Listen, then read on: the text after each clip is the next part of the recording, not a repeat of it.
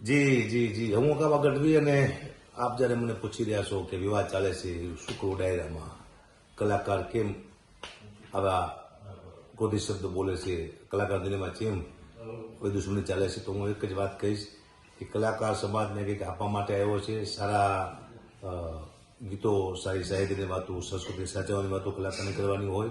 કલાકાર વિવાદમાં કોઈ દી આવવાનું જોઈએ અને સ્ટેજ પર કલાકાર બાદ છે તો સંસ્કૃતિનો ફેંસે શું. હું તમામ કલાકારને વિનંતી કરું છું કે આપણું બહુ ખરાબ લાગે છે, દુનિયા આપણા દાંત કાઢે છે કે ભાઈ કલાકારો અંદર બાજે છે. આપણા પર્સનલ મેટર હોય, પર્સનલ ઝઘડા હોય, નીચે પતાવી દેવા, સ્ટેજ માથે આપણા ઝઘડા લાવવા નહીં. ત્યાંથી આપણે બહુ ખરાબ એક ઇમ્પ્રેશન પડે છે.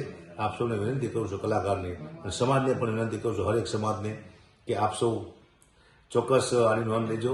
કારણ કે સમાજે અમને ઘણું બધું આપ્યું, સમાજને હરીને અમે બધા છીએ કલાકારો, તો સમાજને પણ આમાં આગળ આવવું પડશે અને કોઈ લાયક કલાકાર ન હોય સ્ટેજમાંથી ન બેહવા દેવો, એ સમાજને વિચારવું પડશે. કારણ કે ગરિમા જાળવવી અમારા કલાકારનું કામ છે, સંસ્કૃતિ જાળવવી અમારા કલાકારનું કામ છે. અમે ઝઘડા કરશું તો આ દુનિયા ક્યાં પહોંચશે. એટલે કલાકારને હું ખાસ વિનંતી કરતો હોઉં છું કે આપણે ઝઘડાનો વિવાદનો અંત લાવો.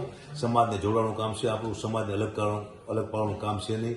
સમાજ બે ભાઈઓ હોય કે કુટુંબ હોય કે સમાજમાં ઝઘડા થયા હોય તો આપણા બોલવાથી ઝઘડા શાંત થઈ જાય, એ કલાકારનું કામ છે. આપણે ઝઘડા કરાવશું સમાજમાં તો કેમ ચાલશે. એટલે તમામ સમાજને વિનંતી કરું છું કે કલાકારમાં કોઈ ધ્યાન આપતા નહીં. કારણ કે પોતાના ઝઘડા છે એ પોતે કે નીચે પતાવી લો, કારણ કે આમાં સમાજમાં વિખત પડે યોગ્ય લાગતું નથી. અને કલાકાર સંસ્કૃતિ જળાવવા માટે આવ્યો છે, જાળવી રાખી હું કલાકારને વિનંતી કરું છું.